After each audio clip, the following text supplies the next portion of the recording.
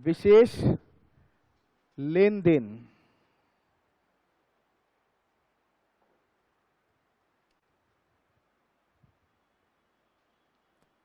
Special transactions. हाँ जी, अब ये हेडिंग लिखने पर पहले तो मेरे मन में सवाल आता है कि स्पेशल का मीनिंग क्या है, यहाँ पे स्पेशल बोल क्यों रहा हूं मैं इसको। देखिए, दो तरीके के ट्रांजैक्शन होते हैं। एक जो आप अपनी आम जिंदगी में करते हो, जिसको आप देखते हो समझते हो, जैसे मैं आपको कहूँ सैलरी पेमेंट करना, आप पहले से जानते हैं इसका मीनिंग क्या है। मैं आपको कहूँ रेंट पेमेंट करना, आप जानते हैं मीनिंग क्या है। मैं कहूँ माल खरीदना, माल बेचना, संपत्ति खरीदना, संपत्ति बेचना, उधार लेना, उधार देना, ये सब आपके लिए ऑर्डिनरी ट्रांजैक्शन है जो हर आदमी जानता है। अब चाहे वो कॉमर्स हो चाहे वो नॉन कॉमर्स हो, सबको पता है। लेकिन अगर मैं आपसे कहूँ आउटस्टैंडिंग एक्सपेंसेस, तो आम आदमी नहीं जानता। मैं कहूँ इंटरेस्ट ऑन कैपिटल, आम आदमी नहीं जानता। मैं आपको कहूँ डेप्रिसिएशन की अकाउंटिंग, तो आम आदमी नहीं जानता। तो कुछ ऐसे भी ट्रांजैक्शन है जिन्हें एक ऑर्डिनरी पर्सन नहीं जानता है। इन्हें सिर्फ कौन लोग जानते हैं? जो अकाउंट्स को बिलोंग करते हैं या अकाउंटिंग एरिया को बिलोंग करते हैं, जो पहले से अकाउंटेंसी पढ़कर बैठे हैं, जो इसके बारे में नॉलेज रखते हैं। तो उन्हीं टॉपिक्स को मैं आपके साथ डिस्कस करूंगा ताकि आप उन ट्रांजैक्शन के व्यवहार को, उनके नेचर को समझ पाएं। एग्जाम में इनमें से क्वेश्चंस भी लगते हैं। देखा जाता है कि आप लोगों को अकाउंटिंग की नॉलेज डीपली है या नहीं है। तो ये ट्रांजैक्शन सारे डीपली अंडरस्टैंडिंग पे डिपेंड करते हैं। तो एक एक करके हम इनको डिस्कस करेंगे जो आगे तक काम करने वाले हैं। लिखिए पहला,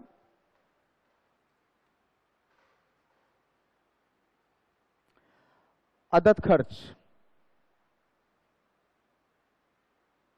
अदद खर्च, इसको हम बकाया खर्च भी कह सकते हैं। आउटस्टैंडिंग एक्सपेंसेस या ड्यू एक्सपेंसेस। आउटस्टैंडिंग एक्सपेंसेस या ड्यू एक्सपेंसेस। देखिए, आउटस्टैंडिंग एक्सपेंसेस का मीनिंग मैं आप लोगों को पहले ही लिखवा चुका हूं।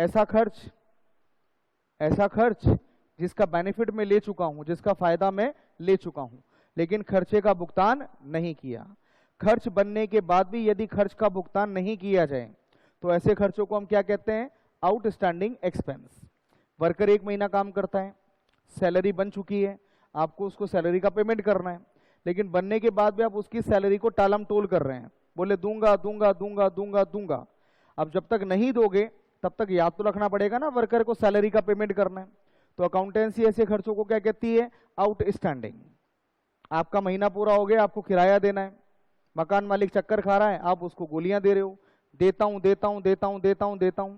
तो जब तक आप उसको पेमेंट नहीं करोगे तब तक याद तो रखना पड़ेगा ना पैसा देना है। तो आप उसे क्या कहोगे? Outstanding expense. तो ऐसा कोई खर्च जो बन चुका है, बनने के बाद भी आपने उसका भुगतान नहीं किया, क्या कहलाता है? ड्यू एक्सपेंस या आउटस्टैंडिंग एक्सपेंस। जब भी इससे संबंधित लेन देन आएगा, एक अकाउंट तो बनेगा ड्यू और एक अकाउंट बनेगा एक्सपेंस।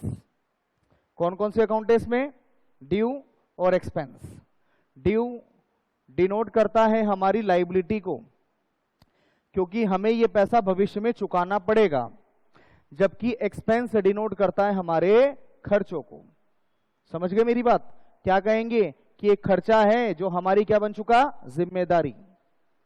एक खर्चा है जो हमारी क्या बन चुका है? जिम्मेदारी। अब जब तक उस जिम्मेदारी का भुगतान नहीं करोगे, जिम्मेदारी याद तो रखनी पड़ेगी ना। रिकॉर्ड किस नाम से मेंटेन करोगे? Outstanding expense. क्या मेरी बात आपको समझ में आ गई? इसमें आपका दायित्व बढ़ेगा और आपका खर्चा भी बढ़ेगा। दायित्व बढ़ेगा और खर्चा बढ़ेगा। ठीक है? खर्चा क्यों बढ़ेगा? तो कल समझा चुका हूं। खर्चे को कब रिकॉर्ड करते हैं? खर्चा बन जाने के बाद। खर्चा बन चुका है तो खर्चा लिखो, खर्चा बढ़ाएगा। भुगतान अभी तक नहीं किया, भविष्य में करोगे ना, तो दायित्व बनाएगा। तो खर्चा बन चुका है, खर्चा लिख दो, भुगतान नहीं किया है, दायित्व बना है, भविष्य में भुगतान करना पड़ेगा। बात समझ में आती है? लिख लीजिए इसे। अच्छा, इस तरीके से लिखवा दूं, समझ में आ जाएगा या डिटेल में लिखवाऊं? बोलो भाई, क्योंकि एग्जाम में क्वेश्चन इसका इसी वे में आता है। आप लोगों से यही पूछा जाएगा कि यदि एक आउटस्टैंडिंग एक्सपेंस को लेखांकन समीकरण पे दर्ज किया जाए तो क्या प्रभाव पड़ेगा, तो आप कहेंगे दायित्व बढ़ेंगे और खर्चे बढ़ेंगे। अच्छा, खर्च बढ़ने का मतलब क्या है? पूंजी में कमी। अरे खर्च बढ़ने का मतलब क्या होता है? पूंजी बढ़ेगी या कम होगी? कम होगी। तो आप कहेंगे दायित्व बढ़ेगा और पूंजी कम होगी।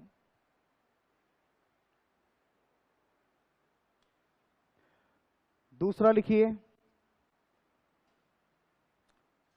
अदत्त आय, या आप इसको बकाया आय भी कह सकते हैं। अक्रूड इनकम, आम आदमी इसे क्या कहता है? Due income.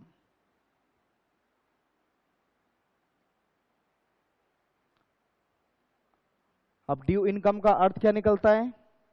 ऐसी इनकम जिसको हमने कमाया लेकिन कमाने के बाद भी प्राप्त नहीं किया। इनकम तो हमने कमा ली, अब कमा ली तो भाई इनकम तो मानोगे ना। तो इनकम हमने कमा ली लेकिन कमाने के बाद भी पैसा प्राप्त नहीं हुआ। अब जब तक प्राप्त नहीं हुआ तब तक उसका रिकॉर्ड तो रखोगे ना? बोलो हाँ या ना। चलो यूं समझ लो, मैं एक दुकानदार हूं, मैंने आपको 2 लाख रुपए का उधार में माल बेचा। अब बताइए, अगर मैं आपको माल बेचता हूं तो क्या ये मेरा सेल है? माल का विक्रय करना सेल है ना। सेल मतलब मेरी इनकम है, ठीक है। तो मैंने आपको उधार में माल बेचा, मेरी सेल हुई, सेल मेरी इनकम है। अच्छा, उधार में बेचा है तो पैसा मिल गया कि भविष्य में मिलेगा? अब जब तक नहीं मिलेगा तब तक मैं आपका हिसाब तो रखूंगा ना। अब किस नाम से हिसाब रखूंगा? कस्टमर को उधार। क्या बोलूंगा मैं? कस्टमर को उधार। तो एक तरफ मैं अपनी इनकम रिकॉर्ड करूंगा सेल के नाम से, और एक तरफ मैं रिकॉर्ड मेंटेन करूंगा मेरे उधार के नाम से। बात समझ में आती है?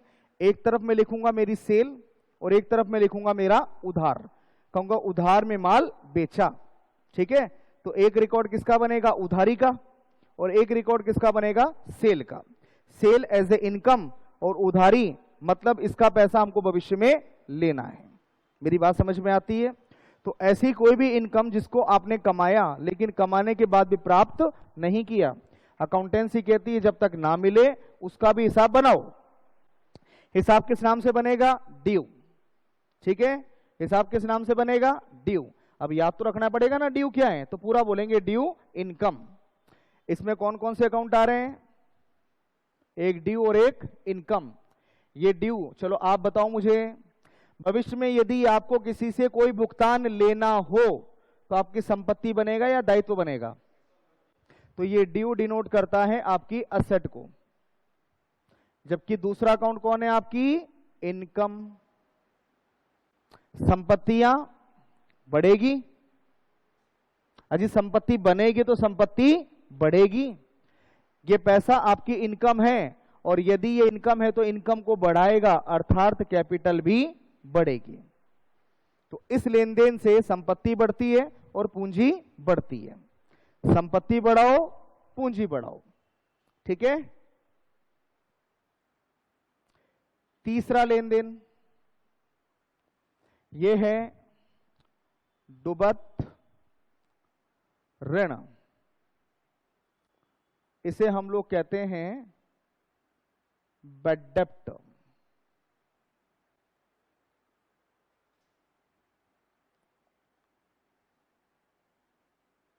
दी गई उधारी डूब गई। बैड डेब्ट का मतलब क्या होता है कि आपने किसी को उधार दिया और आपकी उधारी डूब गई। आपने किसी को पैसे दिए और जिसको पैसे दिए वो पैसे लेके भाग गया। आपने जिसको पैसे दिए वो पैसे देने से आपको मना करता है। तो ऐसे अकाउंट को हम अकाउंट्स में क्या कहते हैं? बैड डेब्ट, डूबत ऋण। डूबत ऋण। हाँ जी, मैंने राकेश नाम के एक आदमी को 1 लाख रुपए उधार दे रखे हैं। ये राकेश मेरे लिए कौन बनेगा? डेटर। अरे जिनको हम उधार देते हैं वो हमारे कौन? डेटर। डेफिनेशंस पढ़ी है अपन ने। तो राकेश नाम के एक व्यक्ति को मैंने 1 लाख रुपए उधार दिए हैं, तो राकेश मेरा कौन? डेटर। मैंने अपने रिकॉर्ड में राकेश को लिख रखा है as a debtor, as a asset. मैं क्या कह रहा हूं कि राकेश तो मेरी संपत्ति है। मैं गया राकेश के पास, मैंने कहा राकेश जी लाओ पैसे दो, तो राकेश जी कहते हैं कि आपके पैसे तो मैं खा गया, अब मैं आपके पैसे आपको देने वाला नहीं हूं, आपके पैसे डूब गए। अब बताइए, अगर राकेश जी ने डिक्लेयर ही कर दिया कि वो मेरे पैसे मुझको नहीं देंगे, तो मैं राकेश जी को अपनी संपत्ति बोलूं या संपत्तियों से हटाऊं? राकेश जी ये कह चुके हैं कि मैं आपको पैसे देने वाला नहीं हूं, भूल जाओ। तो बताइए, राकेश जी के ऐसा कह देने के बाद मैं राकेश जी को एज ए संपत्ति लिखूं या ना लिखूं? तो अकाउंट्स कहती है कि जब आपको किसी से पैसा मिलना ही नहीं है, जब आपकी संपत्ति डूब चुकी है, तो उसे एज ए संपत्ति लिखना गलत है। ठीक है, तो आप अगर पैसा डूब चुका है तो उसे अपनी संपत्तियों से हटाओ। अब अगर संपत्तियों से हटाएंगे तो नुकसान तो बताएंगे ना, तो इसी नुकसान को क्या कहते हैं? बैड डेप्ट। बात समझ में आती है? तो आपकी कोई संपत्ति, आपका कोई डेटर यदि आपको पैसा देने से मना करता है, तो अकाउंट्स के हिसाब से हमें उस डेटर को किस में बदलना पड़ता है? डुबत में। हमें डेटर को किस में बदलना पड़ता है? डुबत में। हम अपनी संपत्तियों को कम करके जो पैसा हमें नुकसान लगा उसे किस नाम से लिखते हैं? बैड डेप्ट के नाम से। बात समझ में आती है? ये बैड डेप्ट हमारे लिए फायदा के नुकसान? नुकसान। बात क्लियर है मेरी? इसलिए जब भी बैड डेप्ट आएगा, इसमें कौन कौन से अकाउंट होंगे? इसमें एक अकाउंट तो होगा बैड डेप्ट, और एक अकाउंट होता है डेटर, संपत्ति देनदार। एक अकाउंट तो है बैड डेप्ट और एक अकाउंट है डेटर। बैड डेप्ट हमारे लिए खर्चा है, जबकि डेटर हमारे लिए असेट है। खर्चा बढ़ेगा, संपत्ति कम होगी। खर्चा हमारा बढ़ेगा, संपत्ति हमारी कम होगी। खर्चा बढ़ने पर पूंजी बढ़ती है कि कम होती है? खर्चा बढ़ने पर पूंजी बढ़ती है कि कम होती है? तो पूंजी को कम कर दो। ठीक है, तो ये सारे स्ट्रेट फॉरवर्ड है, सीधा सीधा क्वेश्चन बनता है, आपको इसमें दिमाग ही नहीं लगाना। आप इनको याद भी रख लेंगे तो आपका जवाब यही है जो बोर्ड पर लिखा हुआ है, आपको कोई मेहनत नहीं करनी है। आपसे कह दे कि डूबत ऋण का लेखांकन समीकरण पे प्रभाव बताइए, तो आप कहेंगे पूंजी कम होगी और संपत्ति कम होगी। क्या बोलेंगे आप? पूंजी कम होगी और संपत्ति कम होगी। अब वो आपसे ये तो पूछेगा नहीं कि ऐसा क्यों होगा, क्योंकि उसको तो एमसीक्यू में आंसर चाहिए ना। हाँ, ये अवश्य पूछ सकता है कि व्हाट इज बैड डेप्ट, इनमें से बैड डेप्ट का मतलब क्या होता है। तो उसका मीनिंग आप ध्यान रखें कि दी गई उधारी का डूब जाना। बोलिए, 3 पॉइंट क्लियर हो गए? दोबारा समझाऊं? आपको समझ में आ गया? मैंने ये कहा, हमने किसी को पैसे उधार दिए, जिसे हमने उधार दिए वो हमारी संपत्ति है। किस नाम से? डेटर। अब वो व्यक्ति हमें भुगतान करने से मना करता है, तो जो उधार हमने दे रखा था, जो संपत्ति हमने लिख रखी थी, वो संपत्ति हमारी बेकार हो गई। तो हमें अपने रिकॉर्ड से संपत्ति को हटाना होगा, और उस संपत्ति को किस नाम से लिखना होगा? नुकसान। नुकसान को क्या बोलेंगे? बैड डेप्ट। और संपत्ति को हटाएंगे तो संपत्ति को क्या बोलेंगे? डेटर। तो डेटर के नाम से संपत्ति कम करो और बैड डेप्ट के नाम से अपना एक नुकसान रिकॉर्ड करो। डन है? लिखिए चौथा पॉइंट, डूबत ऋण वसूली, बैड डेप्ट रिकवर्ड। मैं आगे तक के लिए चीजें आपको पढ़ा रहा हूं, इसलिए आप ये ना समझे कि इसमें बहुत ज्यादा टाइम क्यों ले रहे हैं सर, फटाफट क्यों नहीं लिखवा देते हैं। ये आगे तक काम आएगा और कहीं ना कहीं ये कनेक्ट होगा, इसलिए मैंने इनको स्पेशल बोल के पढ़ाया है कि मैं बार बार रिपीट नहीं करूंगा। एक बार आपने ढंग से समझ लिया तो वो आगे से आगे काम करता रहेगा। अगला लिखिए, बैड डेप्ट रिकवर्ड, डूबत ऋण वसूली।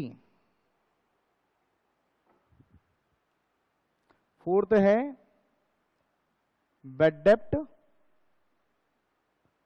रिकवर्ड, डूबत ऋण वसूली। अब इसका क्या मतलब है साहब?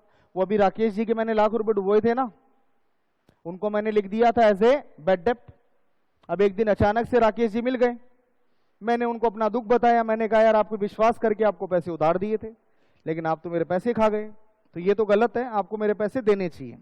अब मेरी बातों को सुन के राकेश जी पसीज गए कहते ठीक है यार, आप अच्छे आदमी हो, आपका पैसा खाना ठीक बात नहीं है, मैं आपके पैसे आपको वापस देता हूं। डूबा हुआ पैसा यदि वापस मिले तो आप उसकी अकाउंटिंग कैसे करोगे? आपने अपने रिकॉर्ड में बैड डेप्ट के नाम पे एक नुकसान लिख दिया है।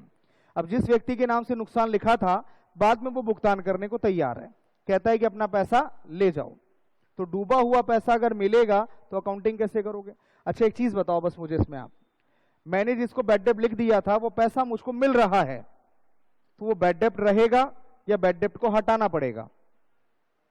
मैंने मेरे रिकॉर्ड में लिख रखा है बैड डेप्ट, मतलब मैंने तो मान लिया कि पैसा डूब गया, लेकिन बाद में वो पैसा मुझको मिल रहा है, तो जो बैड डेप्ट मैंने लिखा हुआ है उसे रहने दूं या उसको हटाना पड़ेगा? हटाना पड़ेगा ना। तो जो बैड डेप्ट हमने पहले लिख लिया था, पैसा मिलने पर हम उसको क्या कर देते हैं? रिवर्स। क्या कर देते हैं? रिवर्स। पहले नुकसान माना था, नुकसान माना था, तो अब उसे क्या मान लेंगे? इनकम। क्या मान लेंगे? इनकम। और इसी इनकम का नाम होता है बैड डेप्ट रिकवर्ड। क्या नाम होता है? बैड डेप्ट रिकवर्ड। बात समझ में आती है?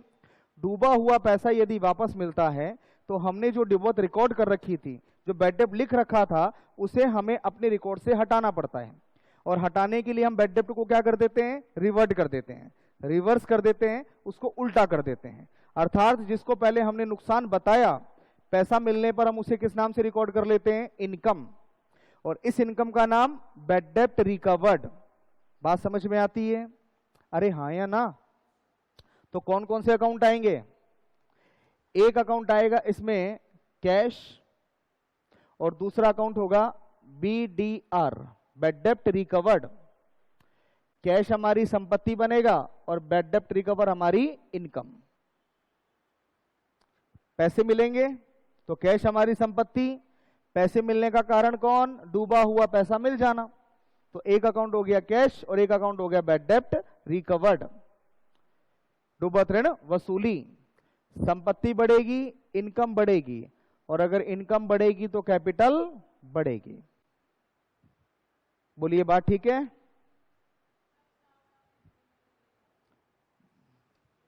ये तो नगद है और ये डूबत ऋण वसूली। मैं हिंदी में बोल देता हूं, चलो फिर भी कोई दिक्कत हो तो आप बता देना। डूबत ऋण वसूली, ठीक है।